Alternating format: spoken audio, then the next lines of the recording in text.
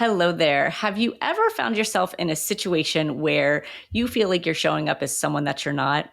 Or maybe that you don't have time to prioritize the most important things in your life because you need to work, and you have goals to reach? Well, if you felt that before, you're going to want to listen in because I have a special guest today.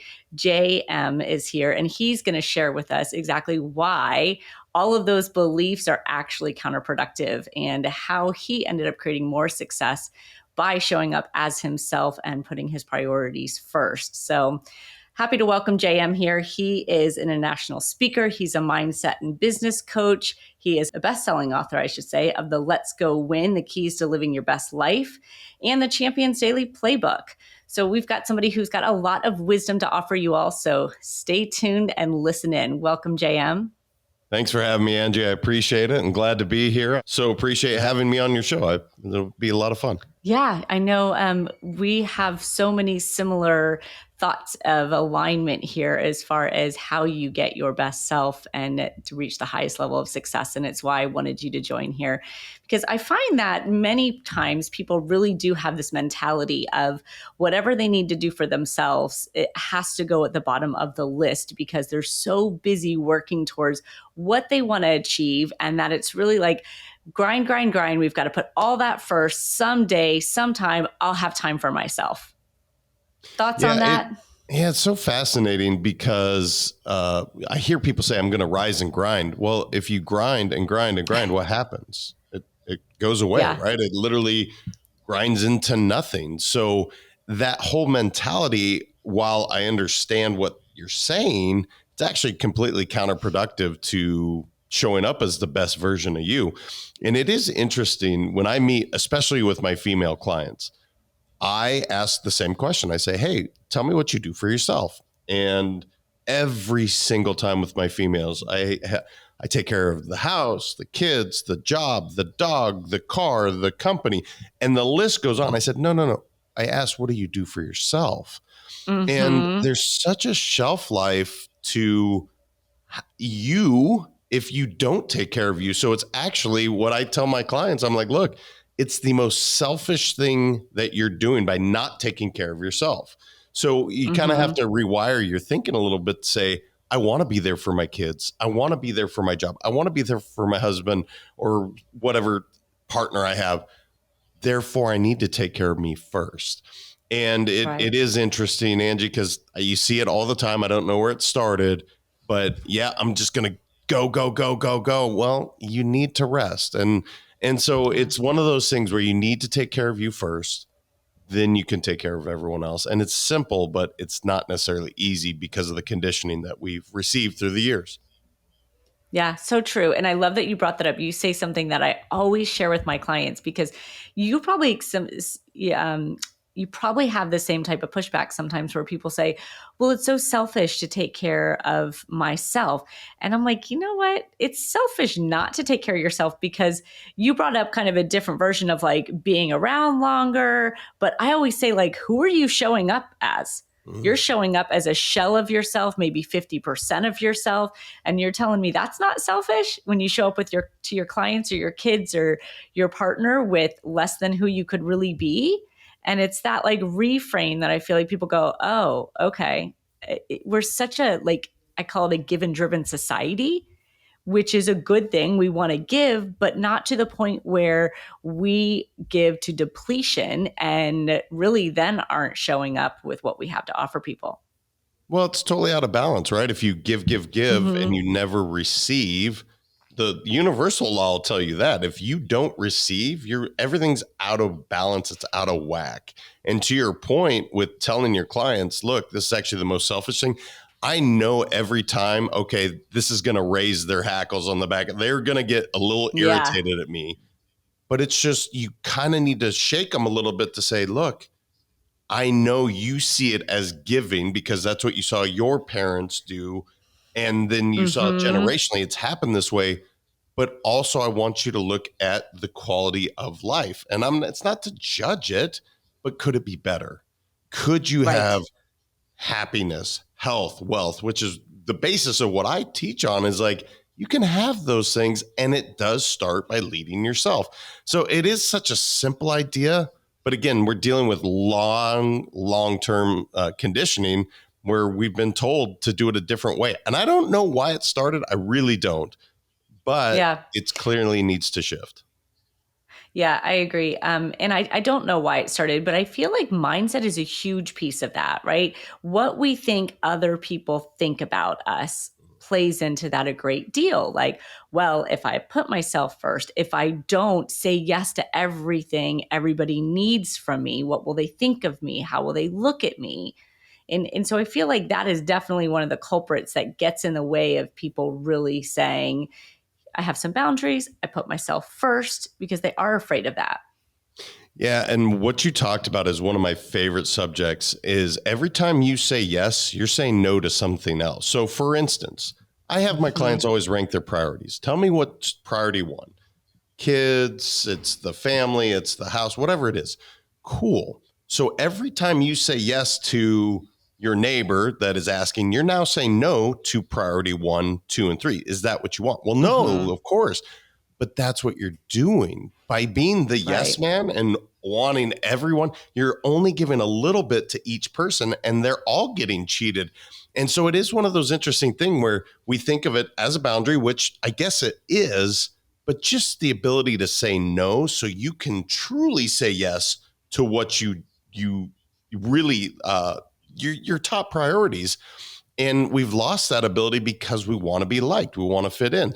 And again, Mm-hmm. this is hardwires that we've received probably about sixth, seventh, eighth grade where I want to fit in. I want Sure. to be liked. And it's like, okay, cool. But now let's be clear. When you say yes, you're saying no to something else. Absolutely. So, and you speak to that kind of hardwired wanting to be liked by everybody. And that's an interesting conversation because we know like we can't be liked by everybody. You don't like everybody. I don't like everybody. Like everyone that you ask says, oh, yeah, there's people I like, people I don't like. But yet we want to be liked by everybody. So, where do you start to kind of shift that for your clients when they're in this position of, well, I want to be liked by everybody? Yeah, I think the way you said it, and it's clear why you're a great coach, is like let's be clear. Perfection is the enemy of greatness. So you're never going to be liked by everyone. In fact, you're not liked by everyone right now. Oh my gosh. Hmm. Well, yeah, of course. And by the way, the more you try, the worse it's probably going to get because now you're not even being authentic. So when you can Hmm. just accept the fact that who you are to the surface, to your core is amazing. There's no one better in the world than you, your authentic self. And those that don't like you, that's okay. You're not doing Hmm. anything to them, right? No. Okay, cool. So why do you want their love so much? Well, I want everybody I get it. You shouldn't be intentional about being a good human being, putting yourself out there. And just know Mother Teresa had people that didn't like her either. And she was literally, she couldn't do wrong. And people didn't like Right. her and judged her. And that's okay. So it is one of those things like get people to understand, like, that's just a part of life. And it's not something that you want to focus on the people that don't like you. Just intentionally be a good person and just know that not everybody's going to like it. It's okay. Yeah, it really is. And I think, I mean, tell me what you think, but I think that too, when people try to get everyone to like them, there's no polarization, right? Like if you want to move the needle with somebody, if you want somebody to be working with you or having a relationship with you, you kind of have to polarize people. They're either going to like you or they don't like you. They got to be in your camp or they're not. Because otherwise, I feel like they're just stuck in the middle. You've got a lot of people who are like, yeah, he's okay or she's okay, but they're not on one side or the other, compelling them to work with you. Yeah, I actually have a rule. I don't allow yes men, and it doesn't matter if you're male or female, just yes Uh people huh. around, Yeah. because I can't work with someone that's not willing to tell me the truth. So, for instance, I'll say, Mm. would you rather I lied to you? Well, no, I don't want you to Uh-huh. lie. Okay, so I would just told you the truth, and now you want me to be dishonest? Well, no, I don't want that either. So it's one of those things where we think we want something because we don't want to be hurt or we want to Mm-hmm. protect, which has been this thing that's come. We're going to protect everyone, and when the helicopter parents, we're trying to protect. Look, that's not the way strong human beings were created. I would Mm-hmm. rather somebody be honest with me. And even if the feedback hurts a little bit, which by the way, it does every time, but they're willing to be honest, all I say is thank you. Thank you for caring enough Mm-hmm. about me to tell me the truth that I needed to improve in this area. I was showing up this way in that area. So I don't want those yes people around, to your point, like polarizing figures. I want somebody that'll tell me the truth. And the truth is not always sexy and going to feel good, but it's what's going to actually help me grow. Absolutely. Gosh, I love that. I'm going to steal that. It's almost like having gratitude for someone's honesty and saying that, thank you for sharing that with me. It just seems like that sets the stage too. Like, wow, I can be honest with this person. I can share with them when they accept it with gratitude. And that just creates a different foundation for a relationship. Yeah, it started back with my coaches. I had a coach and he was hard. I mean, my high school basketball coach was rough, but he's told me early on, he's like, look, the moment I'm not yelling and caring, that's the moment I don't care about you. That's when you should be worried. Mm, And so mm, I've always kind of looked at it that way. Like, again, I want to do well, but I'm at the point now where if you're willing to be honest and give me that feedback, you're my best friend. And I don't care if you said, you suck, JM. That was the worst book I can't believe you spent any time on it. Okay, cool. Thank you for your feedback. Can you give me some concrete examples of how I could get better? Not taking it yeah. personal, just to say, all right, it didn't fit for you. Maybe there's something I could have done differently. So it is, Mm-hmm. but it's not easy, right? You have to train yourself to say, thank you for destroying my ego right there. That really was helpful. Right, right. I loved But it is hearing pretty that. amazing when they're willing to do that. It is. That is really neat. I'm definitely going to have to use that. Now, you have had businesses prior to you being a coach and a best-selling author and everything. I know you've built a couple of businesses, and I don't think it was always like this for you, this coming from a place of authenticity and always putting everything first to have your success. So fill me in on that a little bit.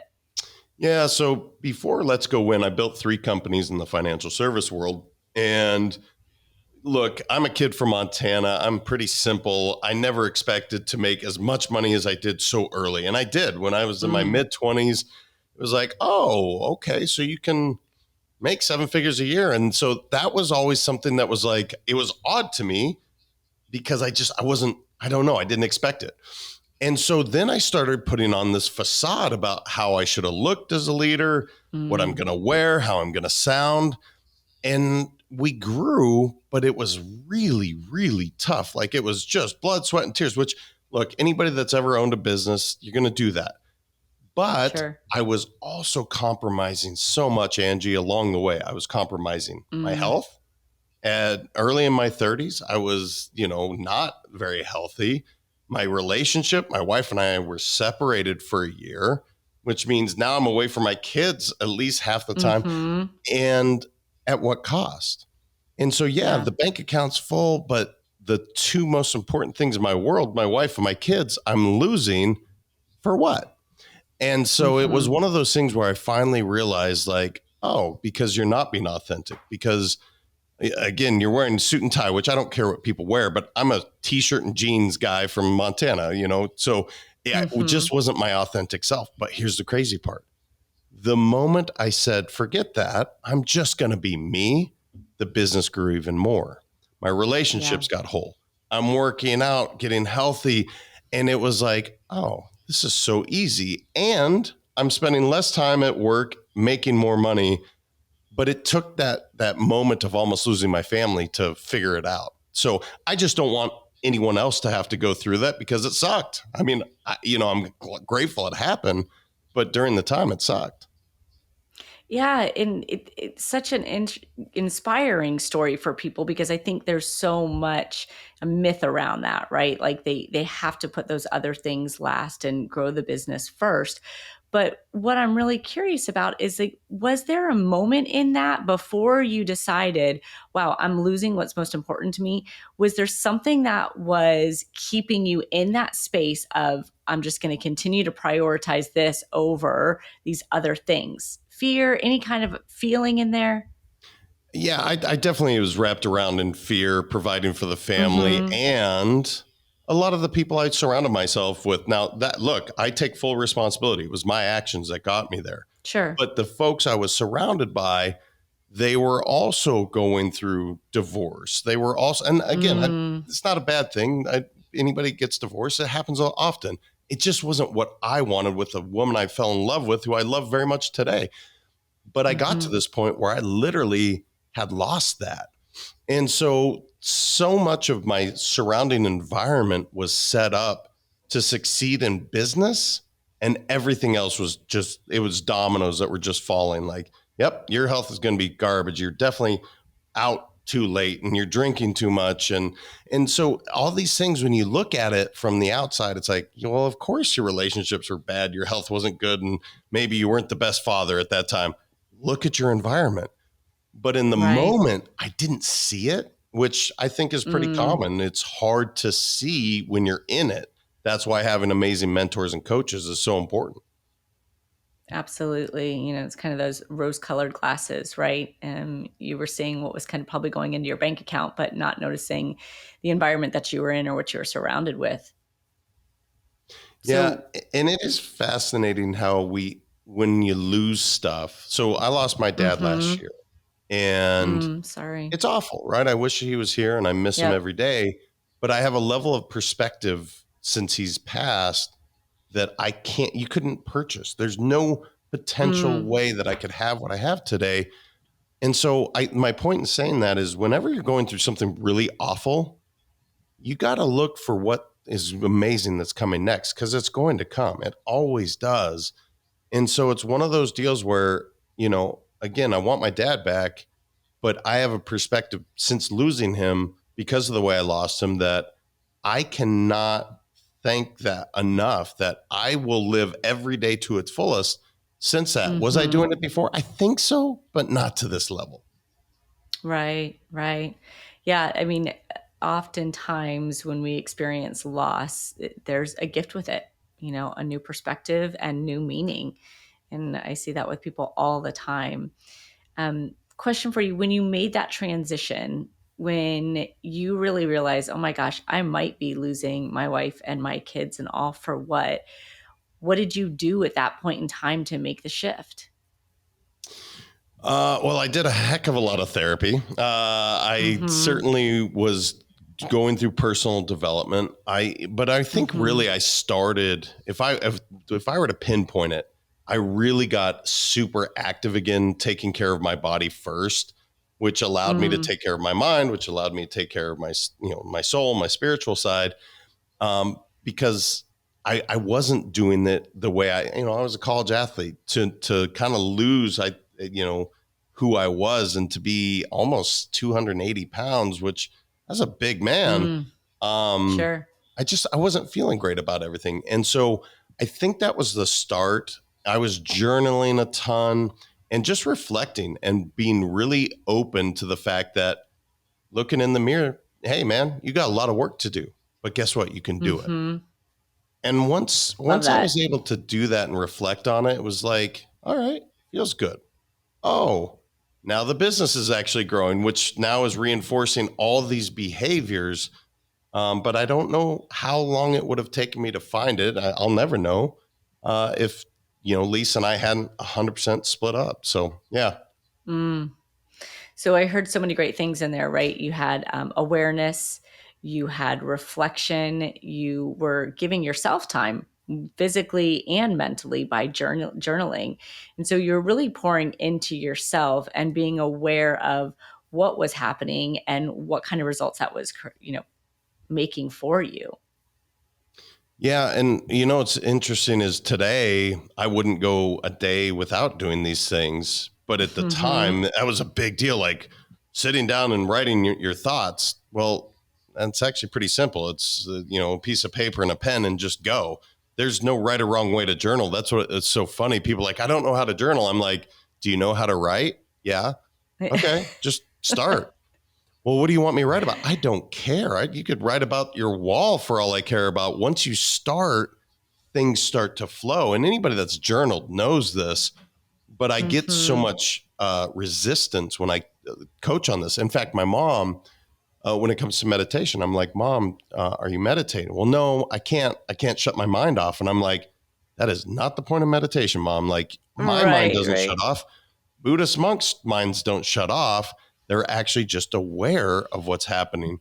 And so it's interesting how much of a habit and routine that it's my everyday life today.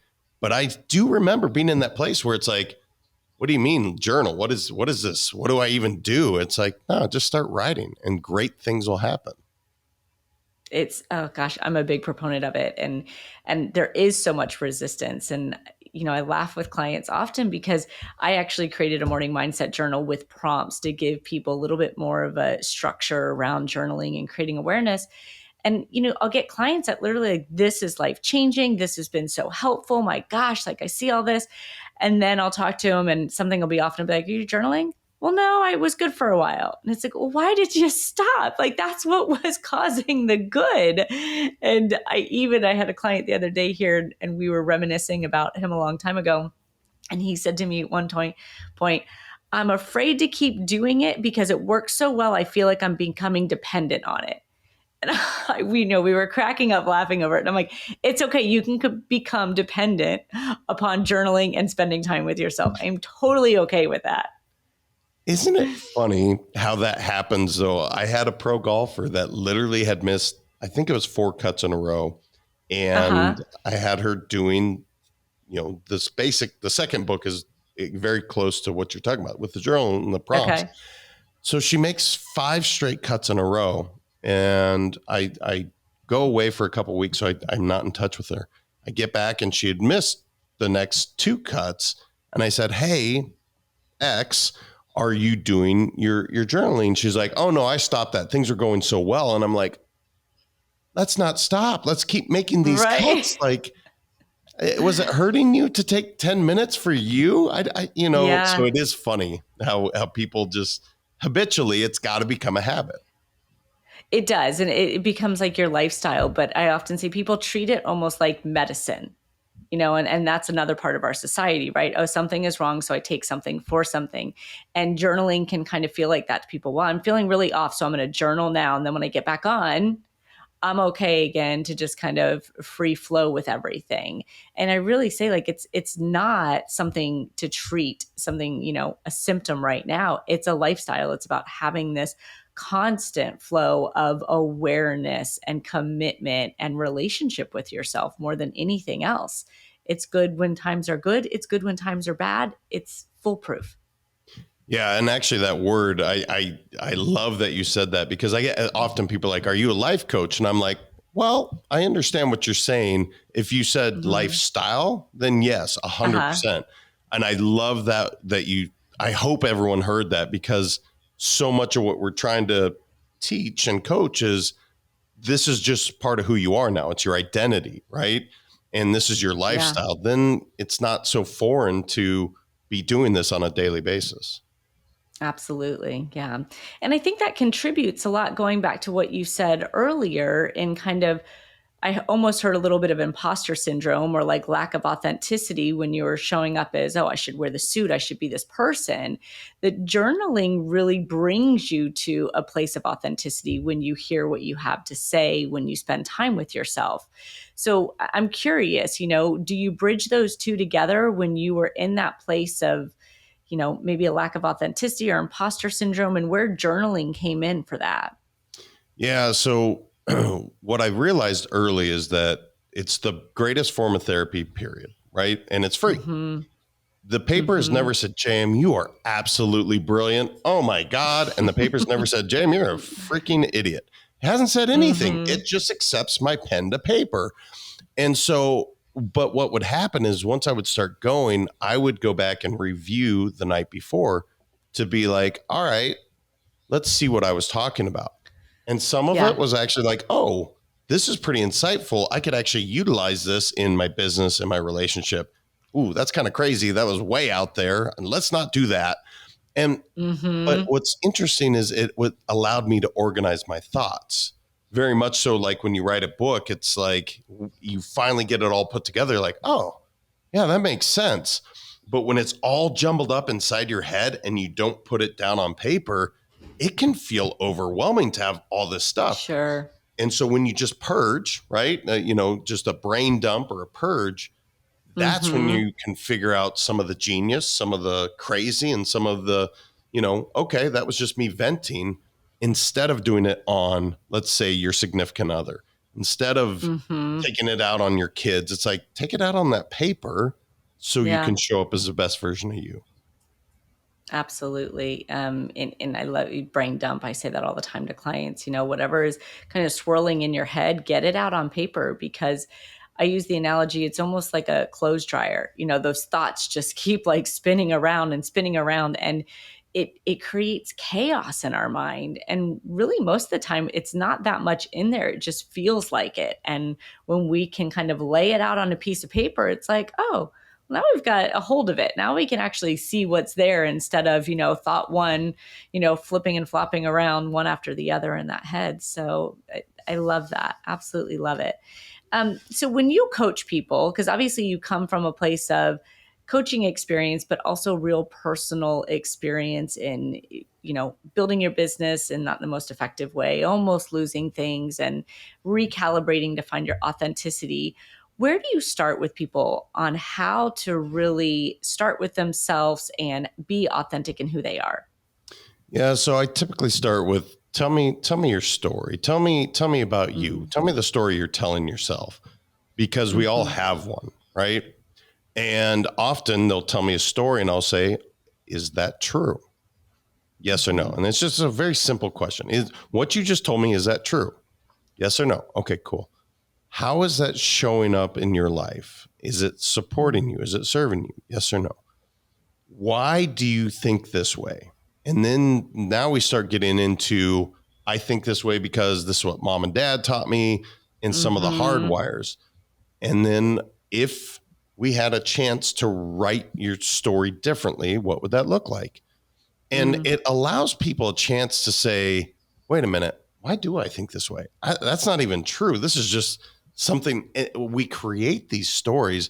And so that's really my beginning point, is I want to understand what they're telling themselves in their inner dialogue all the time, because our brains rarely do shut off, right? I'm telling myself Yeah. stuff all the time. Some of it's really good. Some of it's like, oof, maybe we want to rewrite that story or that chapter a little bit. Mm-hmm. And so when I do that, it gives them a chance to say, oh, I don't have to be X, Y, Z. I can choose to be whoever I want to be. It doesn't matter if I was shy for 44 years. Today's my Sure. birthday. I'm 45. Cool. I'm going to be outgoing. You can absolutely do that. It's a choice. So that's Mm-hmm. kind of, Angie, where I start with my clients is I just say, tell me the story you're telling yourself. And then we go through a process of about 3 or 4 questions. And then we start to work on, okay, we have some things to overcome. So good. So anyone's listening right now, you can tell yourself your story right now, figure out what that story is and start to ask yourself, where that came from and how that's showing up in your life, for starters. For you, JM, you had something so pivotal in your relationship with your wife and your kids that kind of like forced your hand a little bit. And you said, like, I'll never know what would have happened if it wasn't like that. But what about the people who don't have that forcing hand there, that maybe don't run into that wall that forces them to change?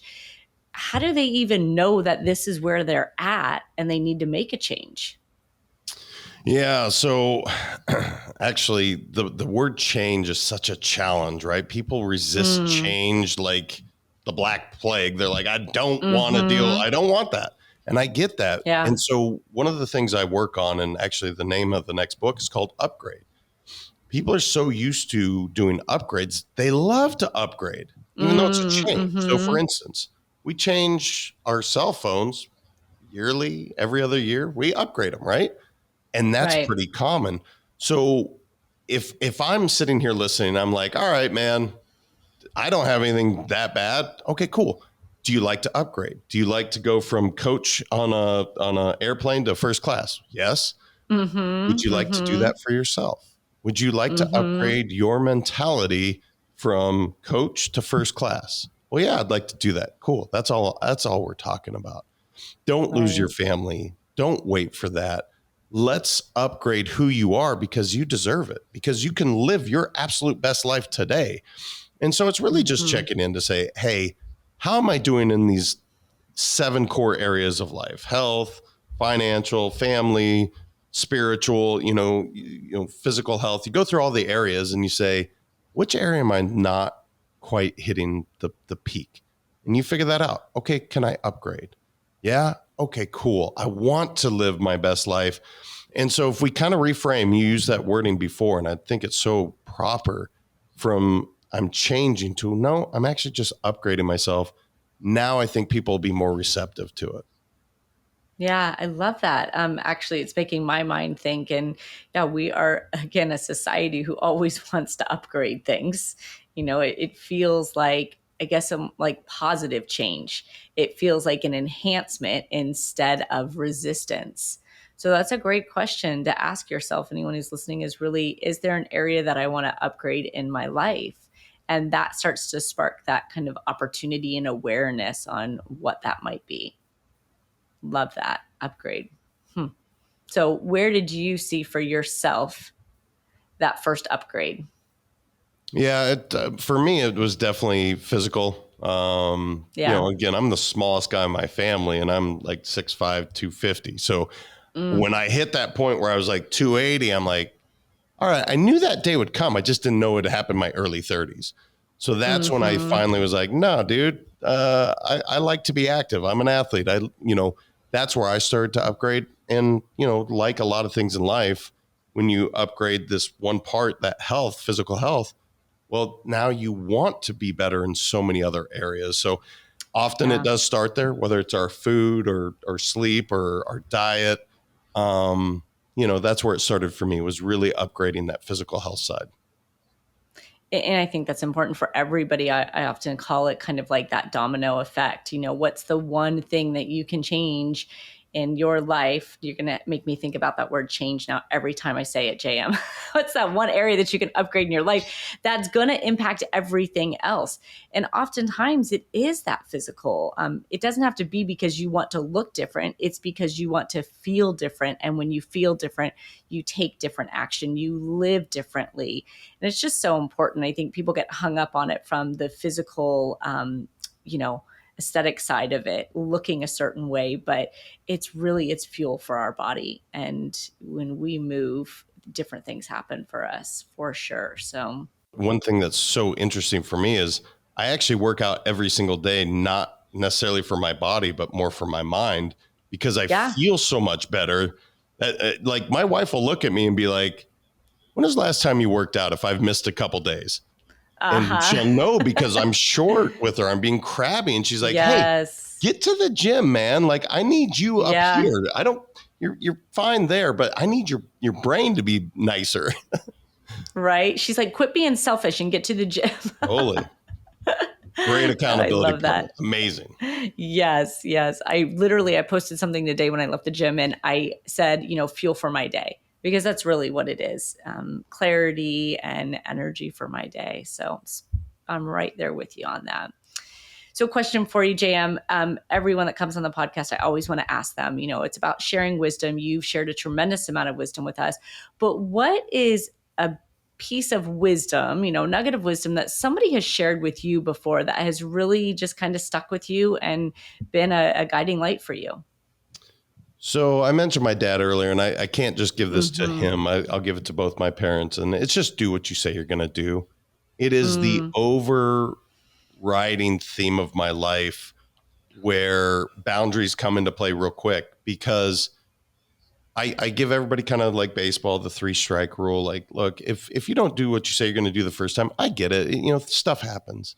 Then the second mm-hmm. time you're like, that's unfortunate, but I'll give you the benefit of the doubt. Third time, no, this is a pattern now. And I'm okay with it. I'm not even upset. I'm just going to go ahead and move forward. And that has Mm-hmm. served me so well in business, to just Mm, do what you say you're going to do, because people can deal with you screwing up, not hitting your mark. They can't deal with you not taking accountability. They can't deal with the unknown. And so it's just one of those things where if I do screw up, let's say I say I'm going to do something, Angie, and I can't. My mm-hmm. fault. There's no excuse for what happened. I don't care if there's a really valid one. I made the mistake. I didn't get it done. It won't happen again. And that in business, I've done more deals because of when I did screw up. I didn't give an excuse of I missed a flight or, whatever. It's just, no, I screwed up. Yeah. My bad. It won't happen again. So much honesty and trust in that, which is the foundation of all of great relationships, business and personal. Yeah, Love very that. true. And boy, there's something in relationships. You know what? When you screw up, don't defend the ego. Just own it. You know what? Yeah. My bad. I screwed up. What do you want out of this Yeah. relationship? You want to fight? I have a saying. I'm like, would you rather be right and lose or wrong and win? And I would rather be wrong and win all day long. So true. It's a good way to look at it. Well, JM, I want to thank you for coming on the podcast. You have shared a tremendous amount of wisdom.